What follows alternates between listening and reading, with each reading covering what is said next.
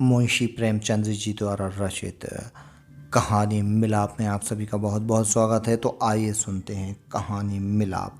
लाला ज्ञानचंद बैठे हुए हिसाब किताब जांच रहे थे कि उनके सुपुत्र बाबू नानक चंद्र आए और बोले, दादा अब यहाँ पड़े पड़े जी उगता गया। आपकी आज्ञा हो तो मैं सैर को निकल जाऊं, 2-1 महीने में लौट आऊँगा। नानकचंद बहुत सुशील और नवयुवक था। रंग पीला, आंखों के गिर्द हल्के स्याह धब्बे, कंधे झुके हुए। ज्ञानचंद ने उसकी तरफ तीखी निगाह से देखा और व्यंग्यपूर्ण स्वर में बोले, क्यों, क्या यहाँ तुम्हारे लिए कुछ कम दिलचस्पियाँ हैं? ज्ञानचंद ने बेटे को सीधे रास्ते पर लाने की बहुत कोशिश की थी, मगर सफल न हुए। उनकी डांट फटकार और समझाना बुझाना बेकार हुआ। उसकी संगति अच्छी ना थी, पीने पिलाने और राग रंग में डूबी रहता था। उन्हें यह नया प्रस्ताव क्यों पसंद आने लगा, लेकिन ज्ञानचंद उनके स्वभाव से परिचित था। बेधड़क बोला, अब यहाँ जी नहीं लगता। कश्मीर की बहुत तारीफ सुनी है, अब वहीं जाने की सोचता हूँ। ज्ञानचंद बोला, बेहतरी है, तशरीफ़ ले जाइए। नानक चंद्र, रुपए तो दिलवाइए, इस वक्त 500 रुपए की सख्त ज़रूरत है। ज्ञानचंद, ऐसी फिजूल बातों का मुझसे जिक्र ना करो, मैं तुमको बार बार समझा चुका। नानकचंद ने हट करना शुरू किया और बूढ़े लाला इनकार करते रहे, यहाँ तक कि नानकचंद झुंझला कर बोला, अच्छा कुछ मत दीजिए, मैं यूं ही चला जाऊंगा। ज्ञानचंद ने कलेजा मजबूत करके कहा, बेशक तुम ऐसे ही हिम्मतवर हो, वहाँ भी तुम्हारे भाई बंद बैठे हुए हैं ना। ज्ञानचंद, मुझे किसी की परवाह नहीं, आपका रुपया आपको मुबारक हो। नानकचंद की यह चाल कभी पट नहीं पड़ती थी। अकेला लड़का था, बूढ़े लाला साहब ढीले पड़ गए। रुपया दिया, खुशामद की और उसी दिन नानकचंद कश्मीर की सैर के लिए रवाना हुआ। मगर नानकचंद यहाँ से अकेला ना चला। उसकी प्रेम की बातें आज सफल हो गई थीं। पड़ोस में बाबू रामदास रहते थे, बेचारे सीधे साधे आदमी थे। सुबह दफ्तर जाते और शाम को आते, और इस बीच नानकचंद अपने कोठे पर बैठा हुआ उनकी बेवा लड़की से मोहब्बत के इशारे किया करता। यहाँ तक कि अभागी ललिता उसके जाल में आ फंसी। भाग जाने के मंसूबे हुए। आधी रात का वक्त था। ललिता एक साड़ी पहने अनी चारपाई पर करवटें बदल रही थी। जेवरों को उतार कर उसने एक संदूक के में रख दिया था। उसके दिल में इस वक्त तरह तरह के ख्याल दौड़ रहे थे और कलेजा जोर जोर से धड़क रहा था। मगर चाहे और कुछ ना हो, नानकचंद की तरफ से उसे बेवफाई का जरा भी गुमान न था। जवानी की सबसे बड़ी नेमत मोहब्बत है, और इस नेमत को पाकर ललिता अपने को खुशनसीब समझ रही थी। रामदास बेसुध सो रहे थे कि इतने में कुंडी खटकी। ललिता चौंक कर उठ खड़ी हुई। उसने जेवरों का संदूकचा उठा लिया और एक बार इधर उधर हसरत भरी निगाहों से देखा, और दबे पांव चौंक चौंक कर कदम उठाती दहलीज में आ गई और कुंडी खोल दी। नानकचंद ने उसे गले से लगा लिया। बग्घी तैयार थी, दोनों उस पर जा बैठे। सुबह को रामदास उठे, ललिता दिखाई न दी। घबराए सारा घर छान मारा, कुछ पता न चला। बाहर की कुंडी खुली देखी, बग्घी के निशान नजर आए। सर पीट कर बैठ गए, मगर अपने दिल का दर्द किससे कहते। हंसी और बदनामी का डर जबान पर मोहर हो गया। मशहूर किया कि वह अपने ननिहाल गई, मगर लाला ज्ञानचंद सुनते ही भांप गए कि कश्मीर की सैर के कुछ और ही माने हैं। धीरे धीरे यह बात सारे मोहल्ले में फैल गई, यहाँ तक कि बाबू रामदास ने शर्म के मारे आत्महत्या कर ली। मोहब्बत की सरगर्मियाँ नतीजे की तरफ से बिल्कुल बेखबर होती हैं। नानकचंद जिस वक्त बग्घी में ललिता के साथ बैठा, तो उसे इसके सिवा और कोई ख्याल ना था कि एक युवती मेरे बगल में बैठी है जिसके दिल का मैं मालिक हूँ। उसी धुन में वह मस्त था। बदनामी का डर, कानून का खटका, जीविका के साधन, उन समस्याओं पर विचार करने की उसे उस वक्त फुर्सत ना थी। हाँ, उसने कश्मीर का इरादा छोड़ दिया, कलकत्ते जा पहुंचा। किफ़ायत शारी का सबक ना पड़ा था। जो कुछ जमा जथा थी 2 महीने में खर्च हो गई। ललिता के गहनों पर नौबत आई, लेकिन नानकचंद में इतनी शराफत बाकी थी। दिल मजबूत करके बाप को खत लिखा, मोहब्बत को गालियां दी और विश्वास दिलाए कि अब आपके पैर चूमने के लिए जी बेकरार है, कुछ खर्च भेजिए। लाला साहब ने खत पढ़ा। तस्कीन हो गई कि चलो जिंदा है, खैरियत से है। धूमधाम से सत्यनारायण की कथा सुनी, रुपया रवाना कर दिया, लेकिन जवाब में लिखा, खैर जो कुछ तुम्हारी किस्मत में था वह हुआ। अभी इधर आने का इरादा मत करो, बहुत बदनाम हो रहे हो। तुम्हारी वजह से मुझे भी बिरादरी में नाता तोड़ना पड़ेगा। इस तूफान को उतर जाने दो, तुम्हें खर्च की तकलीफ ना होगी, मगर इस औरत की बाह पकड़ी है तो उसका निबाह करना, उसे अपनी ब्याहता स्त्री समझो। नानकचंद के दिल पर से चिंता का बोझ उतर गया। बनारस से माहवार वजीफा मिलने लगा। इधर ललिता की कोशिश ने भी कुछ दिल को खींचा और गो शराब की लत ना टूटी। और हफ्ते में 2-3 दिन जरूर थिएटर देखने जाता, तो भी तबीयत में स्थिरता और कुछ संयम आ चला था। इधर इस तरह कलकत्ते में उसने 3 साल काटे। इसी बीच एक प्यारी लड़की का बाप बनने का सौभाग्य हुआ, जिसका नाम उसने कमला रखा। 30 साल गुजरा था कि नानकचंद के इस शांतिमय जीवन में हलचल पैदा हुई। लाला ज्ञानचंद का 50वां साल था, जो हिंदुस्तानी रईसों की प्राकृतिक आयु है। उनका स्वर्गवास हो गया और ज्यों ही यह खबर नानकचंद को मिली, वह ललिता के पास जाकर चीखें मार मार कर रोने लगा। जिंदगी के नए नए मसले अब उसके सामने आए।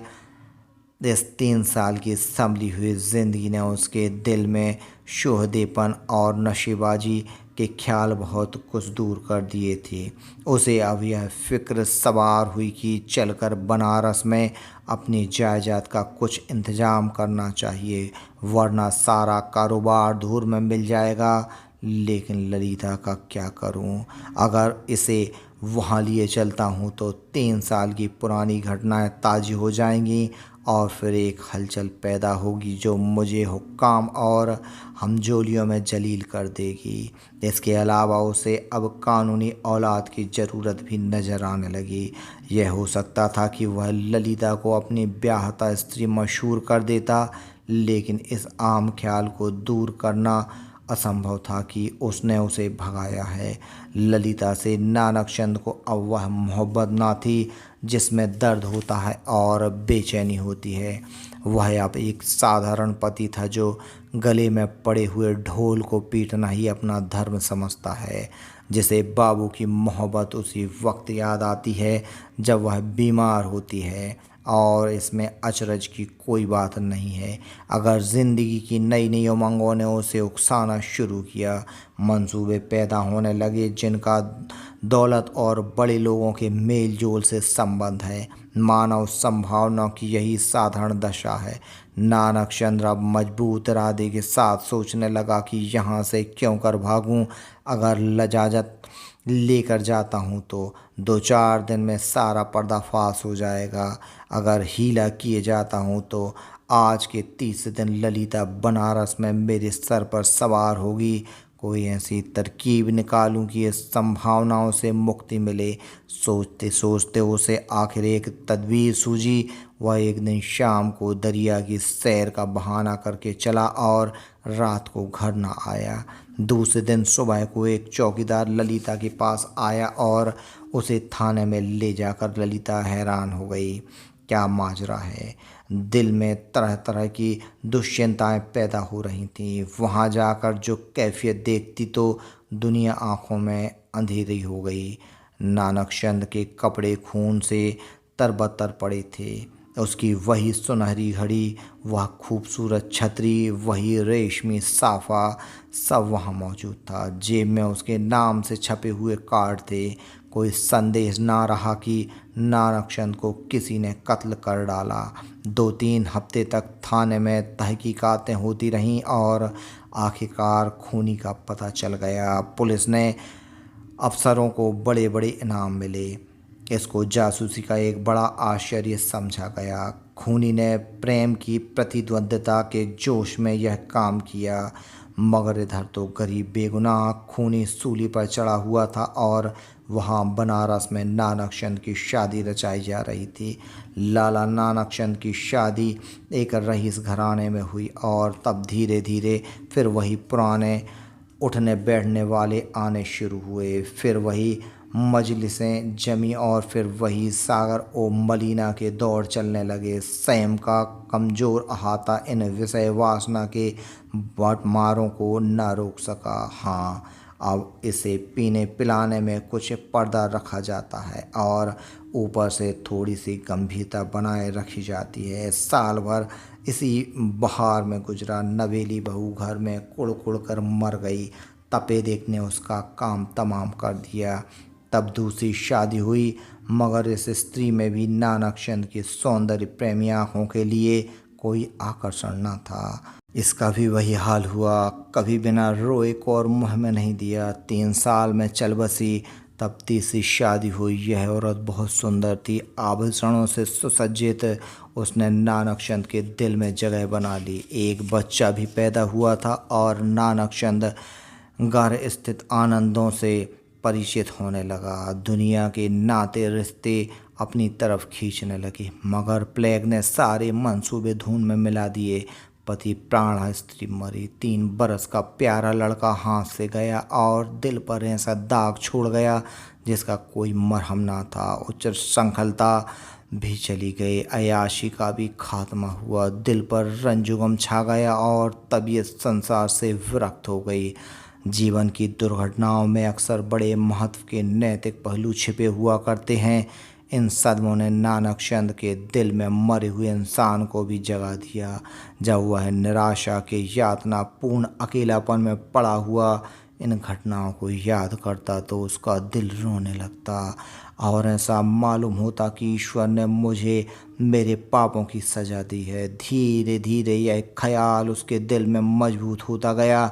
उफ, मैंने उस मासूम औरत पर कैसा जुल्म किया और कैसी बेरहमी की। यह उसी का दंड है। यह सोचते सोचते ललिता की मायूस तस्वीर उसकी आंखों के सामने खड़ी हो जाती और प्यारी मुखड़े वाली कमला अपने मरे हुए सौतेले भाई के साथ उसकी तरफ प्यार से दौड़ती हुई दिखाई देती। इस लंबी अवधि में नानकचंद को ललिता की याद तो आई, कई बार आई थी, मगर भोग विलास पीने पिलाने की इन कैफियतों ने कभी उस ख्याल को जमने नहीं दिया। एक धुंधला सा सपना दिखाई दिया और बिखर गया। मालूम नहीं दोनों मर गईं या जिंदा हैं। अफसोस, ऐसी बेकसी की हालत में छोड़कर मैंने उनकी सुध तक ना ली। उस नेकनामी पर धिक्कार है जिसके लिए ऐसी निर्दयता की कीमत देनी पड़े। यह ख्याल उसके दिल पर इस बुरी तरह बैठा कि एक रोज़ वह कलकत्ता के लिए रवाना हो गया। सुबह का वक्त था। वह कलकत्ते पहुंचा और अपने उसी पुराने घर को चला। सारा शहर कुछ का कुछ हो गया था। बहुत तलाश के बाद उसे अपना पुराना घर नजर आया। उसके दिल में जोर से धड़कन होने लगी और भावनाओं में हलचल पैदा हो गई। उसने एक पड़ोसी से पूछा, इस मकान में कौन रहता है? बूढ़ा बंगाली था। बोला, हाँ, यह नहीं कह सकता कौन है कौन नहीं है।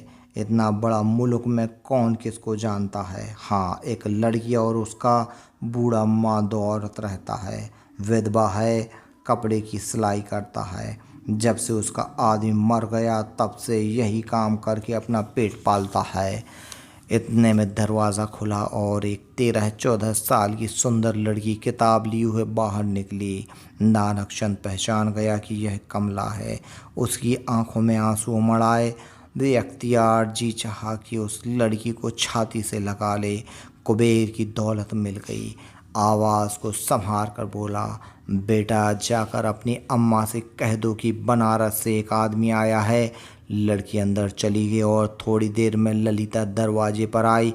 उसके चेहरे पर घूंघट था और गोया सौंदर्य की ताजगी न थी, मगर आकर्षण अब भी था। नानकचंद ने उसे देखा और एक ठंडी सांस ली। पतिव्रत और धैर्य की निराशा की सजीव मूर्ति सामने खड़ी थी। उसने बहुत जोर लगाया, मगर जब ना हो सका, बरबस रोने लगा। ललिता ने घूंघट की आड़ से उसे देखा और आश्चर्य के सागर में डूब गई। वह चित्र जो हृदय पट पर अंकित था और जो जीवन के अल्पकालिक आनंदों की याद दिलाता रहता था, जो सपनों में सामने आकर कभी खुशी के गीत सुनाता था और कभी रंज के तीर चुभाता था, इस वक्त सजीव सचल सामने खड़ा था। ललिता पर एक बेहोशी छा गई, कुछ वही हालत जो आदमी की सपने में होती है। वह व्यग्र होकर नानकचंद की तरफ बढ़ी और रोती हुई बोली, मुझे भी अपने साथ ले चलो, मुझे अकेले किस पर छोड़ दिया है, मुझसे अब यहाँ नहीं रहा जाता। ललिता को इस बात की जरा भी चेतना ना थी कि वह उस व्यक्ति के सामने खड़ी है जो एक जमाना हुआ मर चुका, वरना शायद वह चीख कर भागती। उस पर एक सपने की सी हालत छाई हुई थी। मगर जब नानकचंद ने उसे सीने से लगाकर कहा, ललिता, अब तुमको अकेले न रहना पड़ेगा, तुम्हें इन आँखों की पुतली बनाकर रखूँगा। मैं इसलिए तुम्हारे पास आया हूँ। मैं अब तक नरक में था, अब तुम्हारे साथ स्वर्ग का सुख भोगूंगा। तो ललिता चौंकी और छिटक कर अलग हटी। बोली, आँखों को तो यकीन आ गया, मगर दिल को नहीं आता। ईश्वर करे यह सपना ना हो।